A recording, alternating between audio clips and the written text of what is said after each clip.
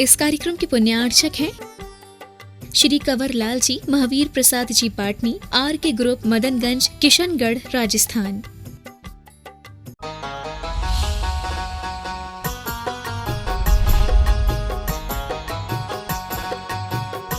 सीधे बैठने की कोशिश करें,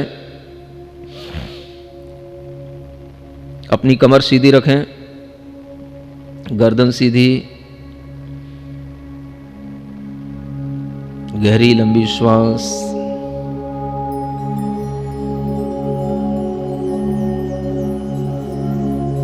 पूरे शरीर में फैली हुई चेतना को महसूस करें।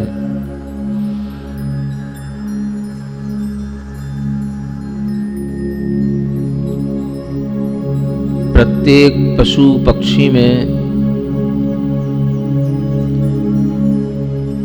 हमारे ही शरीर में जैसे मेरी चेतना, मेरी आत्मा वास करती है, ऐसे ही उनके शरीर में उनकी आत्मा, उनकी चेतना वास करती है। ऐसा अपने मनोभाव में लाएं।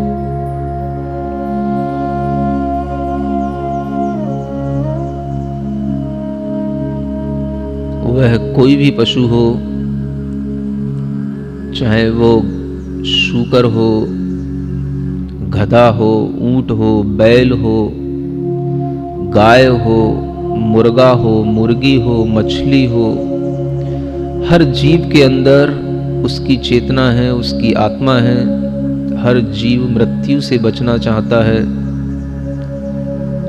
हर प्राणी अपनी रक्षा करना चाहता है। आज अपने हृदय में उन सब जीवों के प्रति दया भाव रखते हुए प्रसन्नता का भाव करें कि आज बहुत जीव संसार में सुख से इधर उधर घूम रहे हैं, निश्चिंत हैं, निर्भीक हैं। आज पशु पक्षी बहुत अपने आप को निडर महसूस कर रहे हैं। उनकी निडरता को देख करके, उनकी निर्भीकता को देख करके हम अपने अंदर भी निर्भीकता बढ़ाएं। उनके सुख में अपने आप को सुखी करने की आत्मीय भावना को बढ़ाएं। महसूस करें हमारे आसपास तरह तरह के पशु पक्षी खेल रहे हैं। सभी बिल्कुल निश्चिंत निडर भाव से हमारे आसपास घूम रहे हैं और हम प्रसन्न मुद्रा में बड़े शांत भाव में बैठे हैं। उन सब को भी हम ओम अरहम की ध्वनि सुना रहे हैं।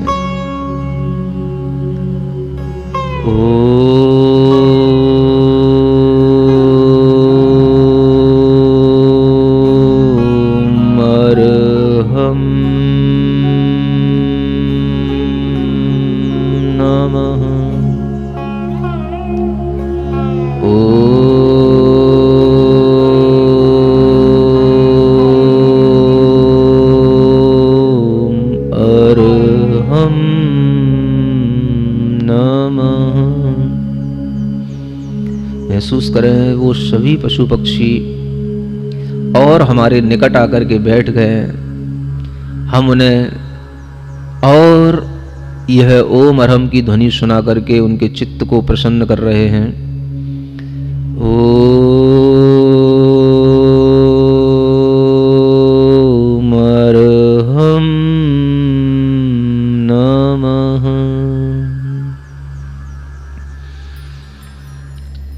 अपने हृदय को दया और प्रसन्नता के भावों से भरें।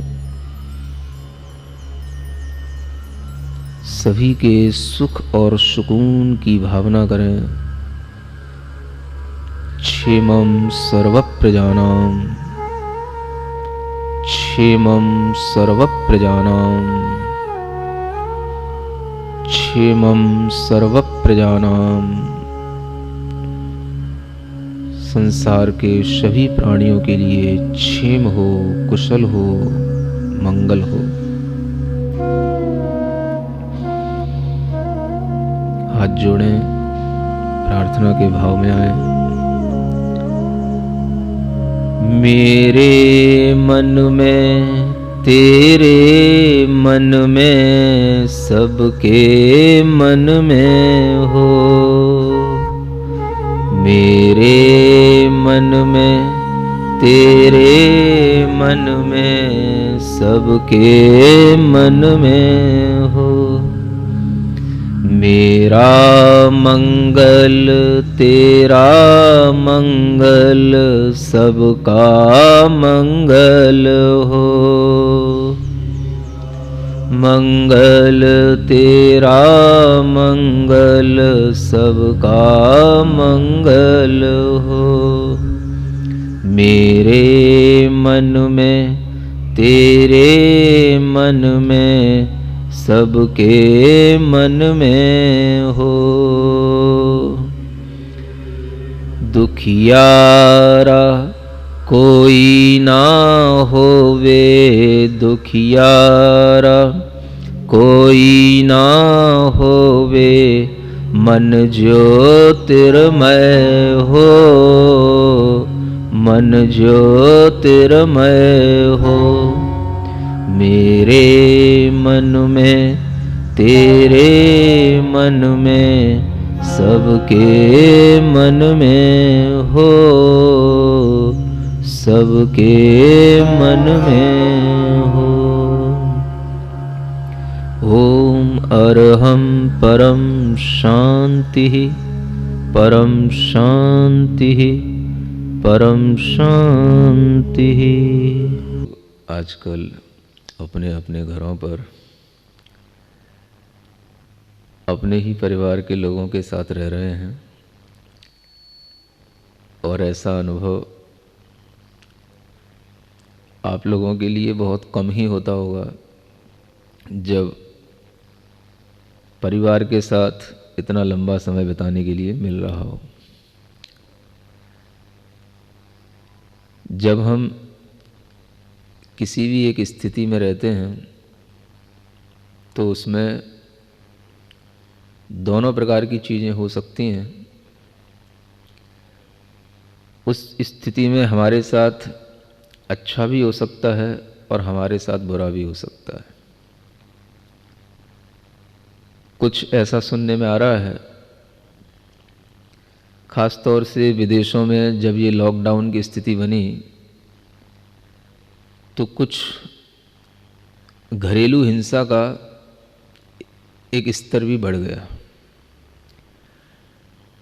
यह बात इस बात से समझ में आती है कि लोगों के लिए घर में रहना थोड़ा मुश्किल होता है और जिनको घर में रहने की आदत नहीं होती है उन्हें अगर घर में रहना पड़े तो उनके लिए वह घर एक बंदिश सा लगता है, एक कैद खाना लगता है। और घर की जब स्थितियां परिस्थितियां कुछ पहले से ही बिगड़ी हुई हों और ऐसी स्थिति में घर में कैद होना पड़े तब तो एक बहुत बड़ी समस्या बन जाती है। तो कुछ लोगों के लिए यह एक समस्या का समय भी हो सकता है और इस समस्या में लोग परेशान भी हो सकते हैं। घरेलू हिंसा बढ़ भी सकती है। समझने की बात यह है कि हमारे सामने दो प्रकार की चीज़ें रहती हैं। एक तो हम लोगों का आपस में अपना व्यवहार और एक हम लोगों का अपना अपना स्वभाव। दो चीज़ें होती हैं, स्वभाव और व्यवहार। जैसा हमारा स्वभाव होता है हमारा व्यवहार भी वैसा ही हो जाता है।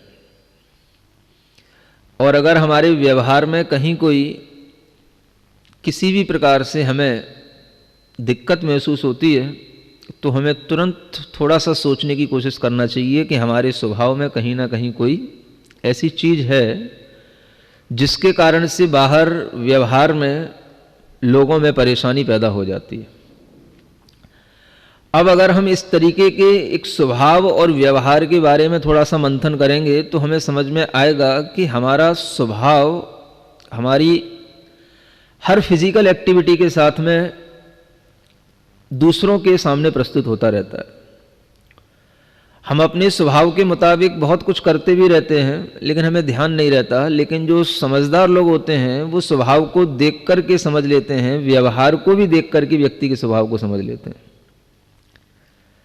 एक छोटी सी घटना आपको बताना चाहता हूं। एक बार एक व्यापारी के पास में एक व्यक्ति कर्ज लेने के लिए आया, कुछ पैसा लेने के लिए आया कर्ज पर, कि मुझे कुछ समय के लिए कुछ पैसा दे दो। तो उस व्यापारी ने उसको बिठाया, बैठो, कितना चाहिए? उसने बता दिया इतना चाहिए। बोले अभी पैसा आ रहा है, जब तक ये यहाँ पर थोड़ी सी ये पान सुपारी रखिए, इसको खा लो, बैठो। तो बैठ गया। उसने वहाँ पर जो पान रखे थे वो उसने अपने मुंह में रख लिए, और थोड़ी देर बाद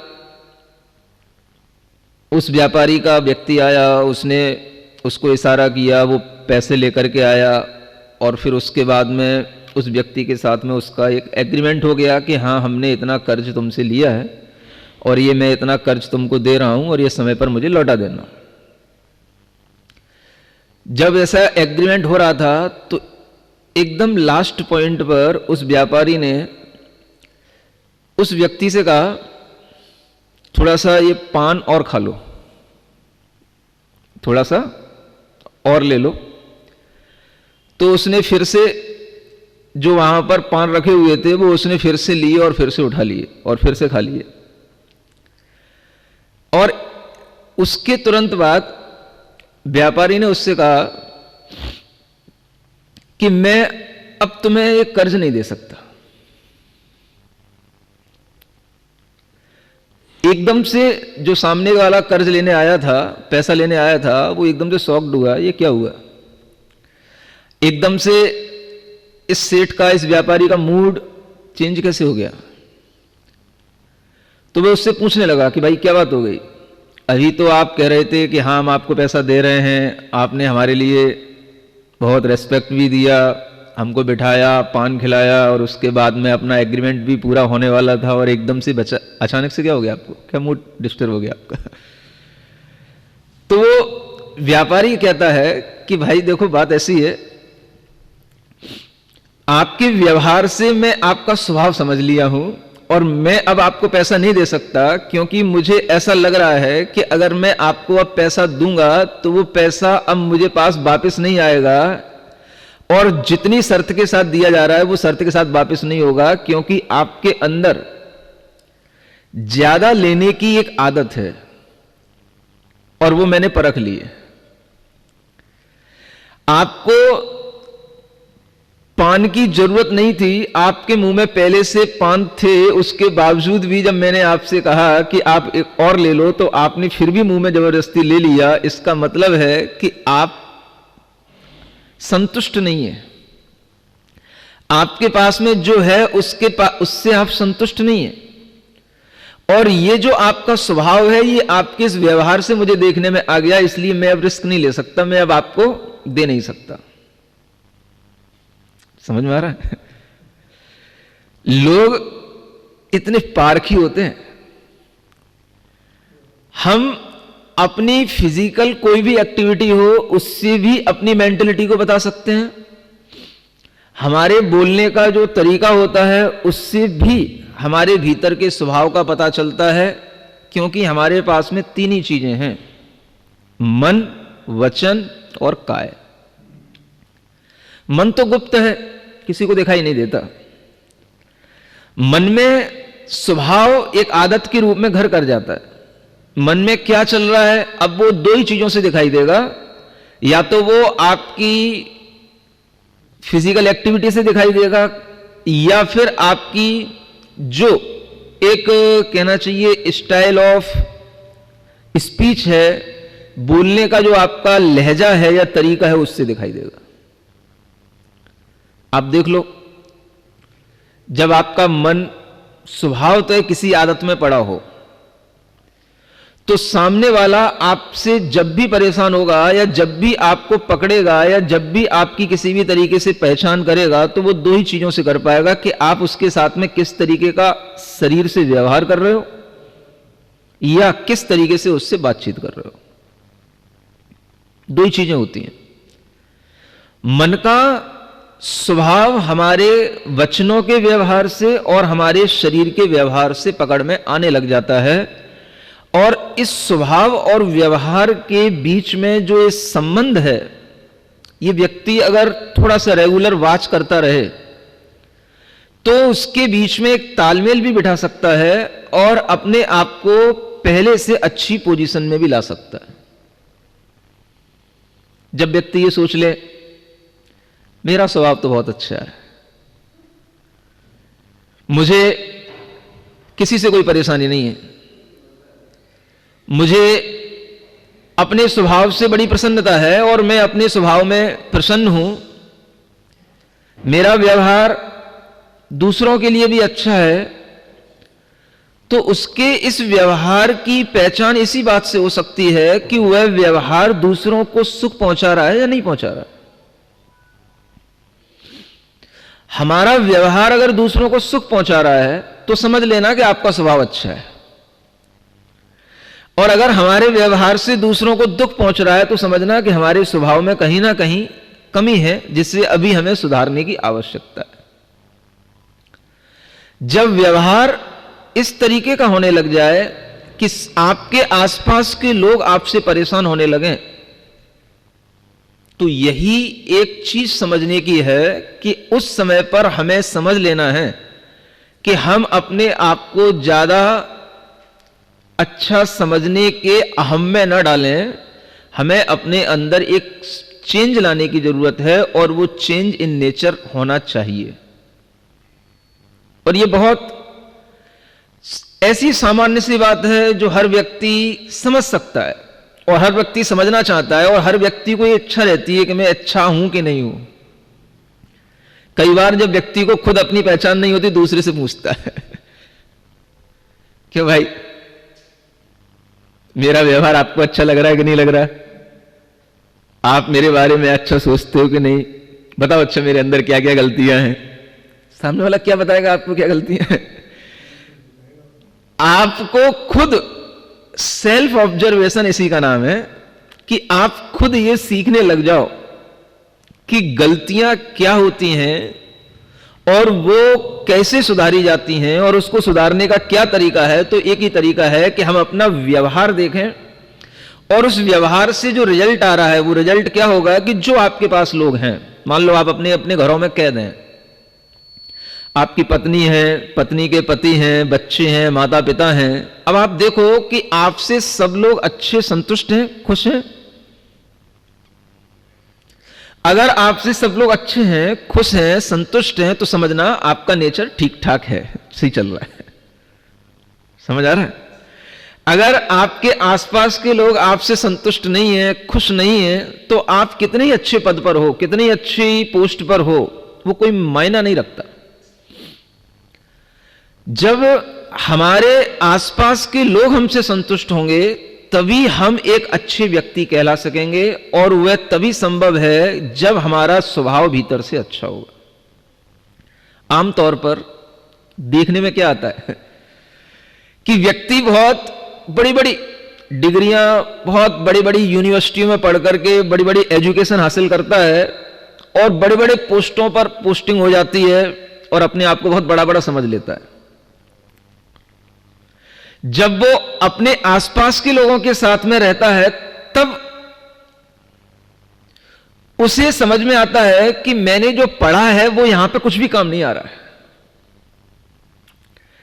जो चीज ना उसके ऑफिस में काम आती है ना उसके घर में काम आती है, पढ़ाई ने उसको एक पोस्टिंग दे दी, एक उसको स्टेटस बना दिया, एक उसको लेवल दे दिया कि हां you are a doctor, MBBS बन गया या इंजीनियर बन गया या कोई बहुत अच्छा आईएएस कलेक्टर बन गया, एक अच्छी पोस्ट पर पहुंचा दिया। बहुत अच्छी कोई बिजनेसमैन की भी कोई ऑफिसर, डायरेक्टर, मैनेजर कोई भी पोस्ट हो सकती है किसी भी चीज पर उसको बिठा दिया उसकी एजुकेशन ने। लेकिन अब चीज यह है कि जहां वो जिस कुर्सी पर बैठा है उस कुर्सी के आसपास जो उसके लोग हैं वो उनके साथ में किस तरीके से डील कर रहा है और किस तरीके से उसका वह बिहेव उसके लिए क्या इंपैक्ट दे रहा है।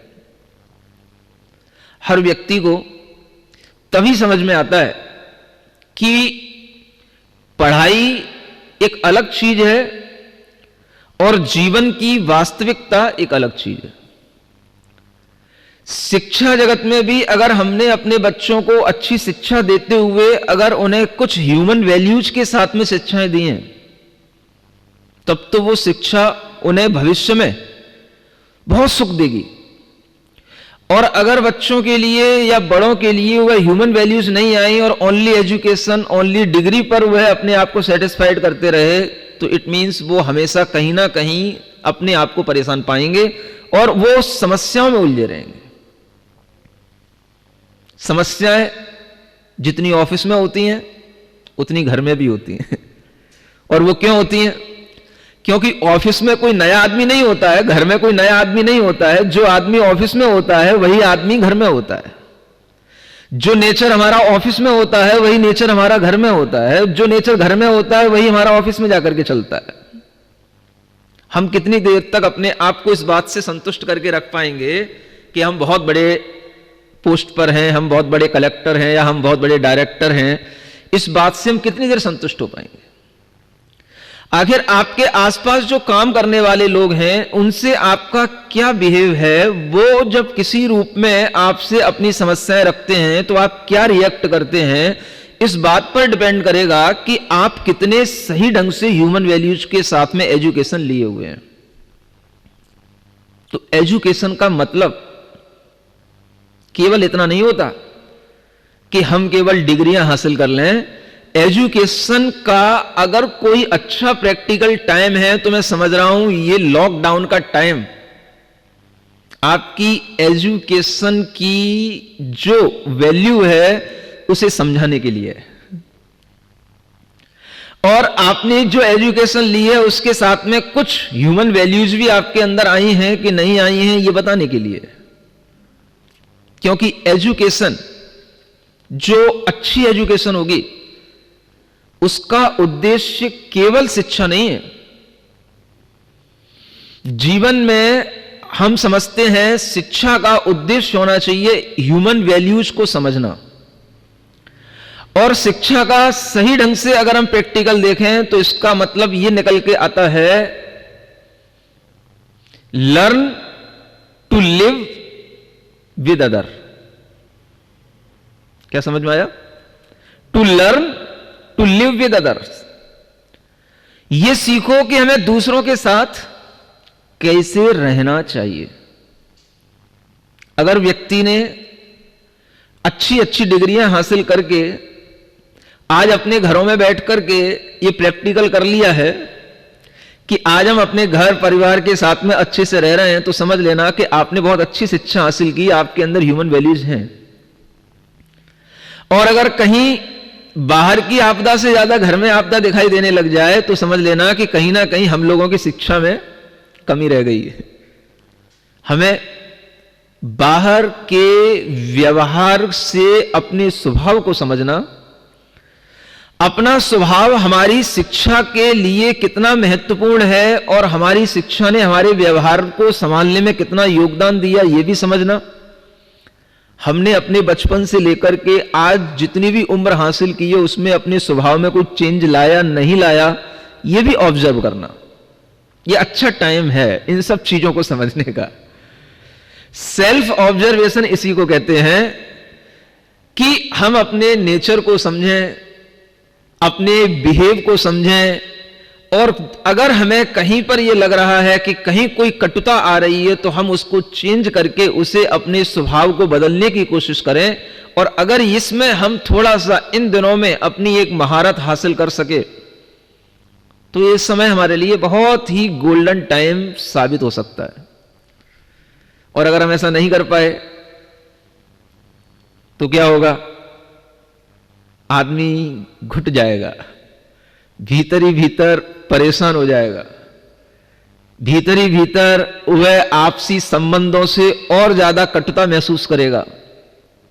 अब घर के बाहर निकल नहीं सकते हो, लक्ष्मण रेखा खिंच चुकी है, घर की 4 दीवारियों के भीतर रहना है। अब जिनके घर इतने बड़े भी नहीं है कि मान लो 4 कमरे हो, नहीं समझ आ रहा है, सबकी परिस्थितियां अपनी अपनी अलग है, तो अलग अलग भी रहना मुश्किल हो जाएगा। और अगर कहीं साथ में रहना है और कटुता है तो समझो कितनी बड़ी समस्या हो जाएगी। जहां घरों में इतनी जगह नहीं होती कि हम कहीं बालकनी भी नहीं होती कि हम बैठ सकें बाहर, समझ आ रहा है, कहीं हमें एक ही फ्लैट के अंदर 1-2 कमरों के अंदर ही अपना अगर मान लो 21 दिन का टाइम निकालने को पड़ जाए तो क्या होगा, समझ आ रहा है। और ऐसी तादाद में भी बहुत सारे लोग हैं, ऐसा तो नहीं है कि सबके अच्छे अच्छे बड़े बड़े फ्लैट बने हुए और सब अच्छे अच्छे बंगलों में ही रहने वाले हैं, समझ आ रहा है। तो यह समझने की जरूरत है कि इस समय पर हम क्या करें। थोड़ा सा अपने स्वभाव को समझो, अपने व्यवहार को समझो। हमें अपने स्वभाव में परिवर्तन लाने के लिए अपने व्यवहार में परिवर्तन लाना होगा, और व्यवहार में परिवर्तन हमारे तभी दिखाई देगा जब हमारे स्वभाव में परिवर्तन आ चुका होगा। ये दोनों इतनी अच्छी चीजें हैं, आपस में कोरिलेट हैं, और इसी के माध्यम से हम थोड़ा सा अपने जीवन में अच्छी एक यात्रा की ओर, अपने जीवन के विकास की ओर आगे बढ़ सकते हैं। अब समस्या ये आती है कि व्यक्ति कैसे समझे कि हमें अपने स्वभाव में परिवर्तन लाना है। घरों में अक्सर क्या होता है, पति और पत्नी के बीच में जो झगड़े होते हैं वो किस बात से होते हैं, इस बात पर हम थोड़ा सा गौर करें। पति और पत्नी के बीच में झगड़े शिक्षा के कारण से नहीं होते हैं, शिक्षा में कोई कमी नहीं है, सब पढ़े लिखे हैं। स्वभाव जिसका जैसा बन गया है वो उसी स्वभाव के अनुसार कार्य कर रहा है। झगड़े तब होते हैं जब हमारे व्यवहार में कोई चीज आ रही है और उस व्यवहार से हम उसके स्वभाव को नहीं समझ पा रहे हैं।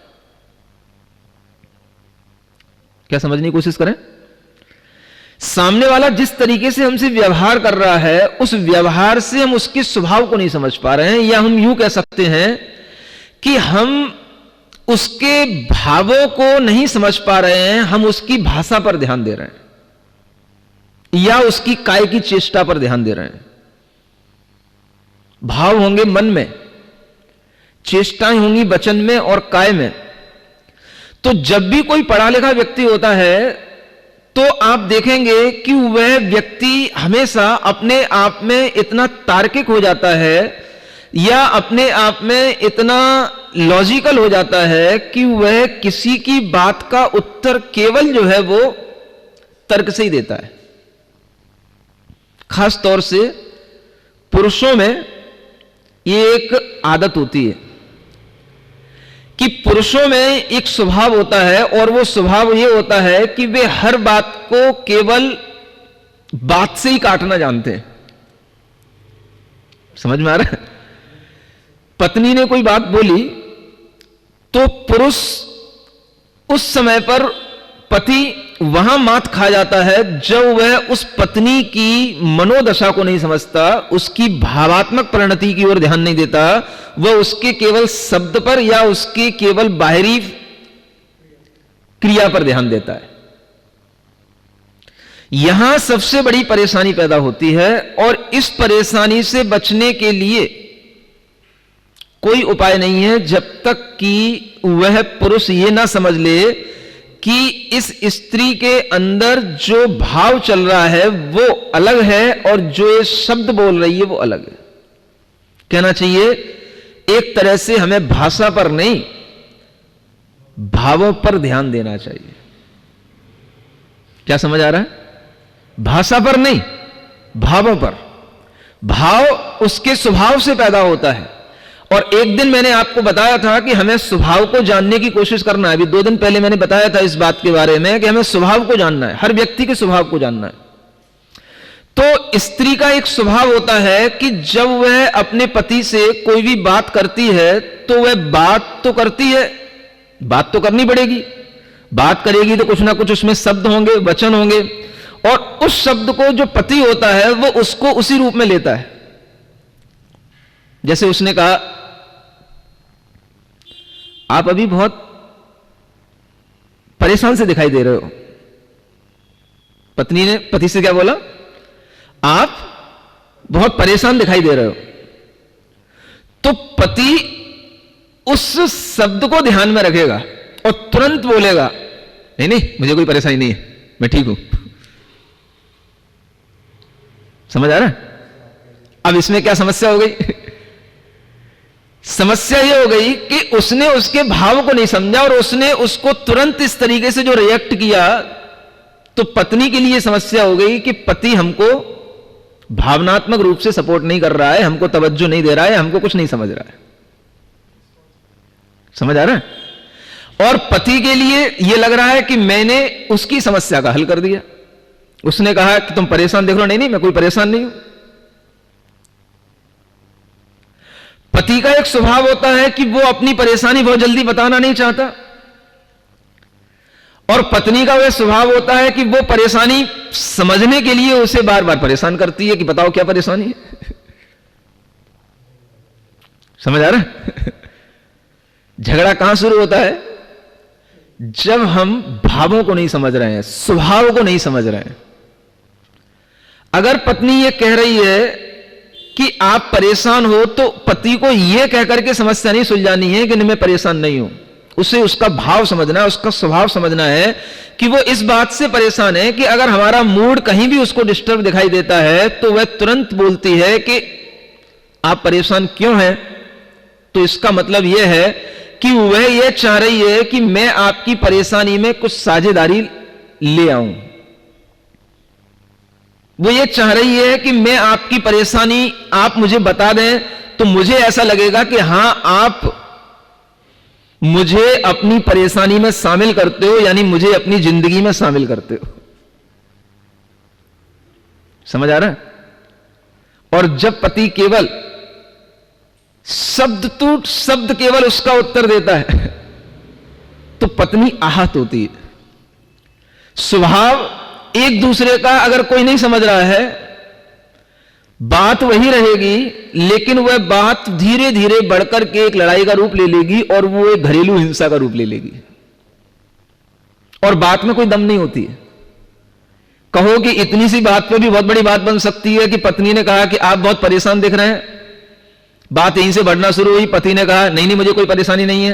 फिर पत्नी ने कहा देखो आप परेशान होते हो, मुझे बताते नहीं हो, क्या जरूरत है बार बार बताने की, पहले भी कई बार बता चुका हूं, कौन सी समस्या सॉल्व हो जाती तुझे बताने से।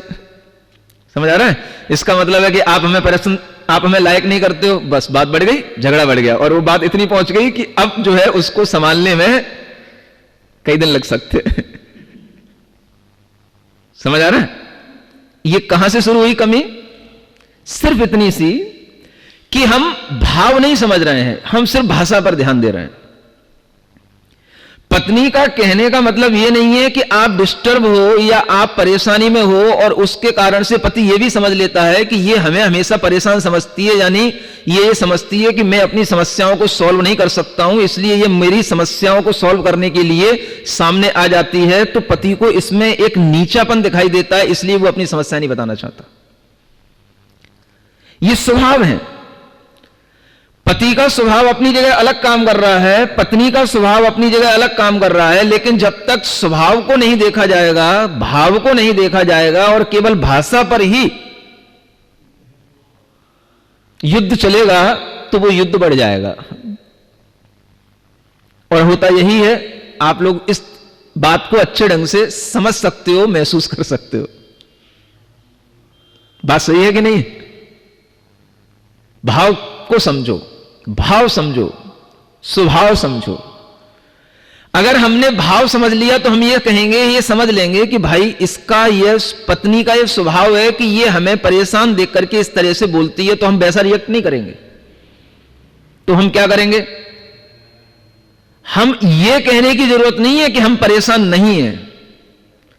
अगर हम उसके भाव के साथ में जुड़ जाएंगे तो उसके लिए समस्या अपने आप सुलझ जाएगी कि नहीं, पति परेशान नहीं था इसलिए वो हमारे साथ में जुड़ गया, हमारे साथ उसने अपने विचारों को शामिल कर लिया, या हमने उसको अपनी कोई बात बता करके उसे बता दिया कि हमारे लिए यह बात थी लेकिन अब ये बात नहीं है, तो उसे लगेगा कि हम इनके बात में शामिल हो गए, माने हम इनकी जिंदगी में शामिल हो गए। ये बात जब भावों के साथ चलेगी तभी ये समस्याएं सुलझ सकेंगी। और अगर भाव नहीं समझे जाएंगे, भाषा पर चलेगा सब कुछ, तो वाक युद्ध शुरू हो जाता है। समझ आ रहा है? कौन सा युद्ध? वाक युद्ध। वाक युद्ध का मतलब वचन युद्ध। वो कह रहा है, वो उसका जवाब दे रहा है, फिर वो कह रहा है, फिर वो उसका जवाब दे रही है, फिर वो कह रहा है, फिर वो उसका जवाब दे रहा है। इस तरीके का ये वचन युद्ध शुरू हो जाता है। और इसका अंत क्या होता है? एक तनाव, बिखराव, अलगाव। अब जब ये चीजें सामने आ जाती हैं तो इसकी तह में कुछ भी नहीं होता है। इन समस्याओं की तह में सिर्फ इतना होता है कि हमने एक दूसरे के स्वभाव के अनुसार व्यवहार नहीं किया, सिर्फ इतना नतीजा है इसका। स्वभाव अगर समझ लिया जाए तो उस स्वभाव के अनुसार पत्नी भी पति से व्यवहार कर सकती है। अगर पत्नी को लगता है कि जब हम पति को किसी भी प्रकार की परेशानी में टोकते हैं तो ये और ज्यादा परेशान हो जाते हैं, तो पत्नी भी ये समझ सकती है कि हमें इनको परेशानी में नहीं टोकना है, हमें परेशानी में इन्हें और ज्यादा परेशान नहीं करना है। और पुरुष की परेशानी इसी बात से हो जाती है कि जब वो परेशान हो और वो जिससे समाधान नहीं चाह रहा, वो समाधान देना चाह रही हो, तो उसकी परेशानी और ज्यादा बढ़ जाती है। अधिकतर 95% पुरुषों में यही आदत होती है कि वह अपनी परेशानी को बहुत जल्दी किसी के साथ शेयर नहीं करते, और इसी कारण से वह अपनी पत्नी को भी वो परेशानी नहीं बताना चाहते हैं। और पत्नी जब उनसे बार बार पूछती है तो वह इसी बात से परेशान होने लग जाते हैं कि ये मेरे लिए क्यों परेशान कर रही है। और वो झगड़ा एक घरेलू हिंसा का रूप ले लेता है। स्वभाव को समझने की अगर व्यक्ति कोशिश करे तो पति भी पत्नी के भाव को समझ सकता है कि इसका भाव यह है कि ये हमें परेशान देखना नहीं चाहती, तो हम उस समय पर उसके सामने परेशान न हो, या परेशान न दिखने के लिए उसकी बात को अच्छे ढंग से सुनकर के प्रसन्नता से, उसे हमदर्दी से, उसे उसकी बात का वो उत्तर ना दिया जाए जो वो चाह रही है।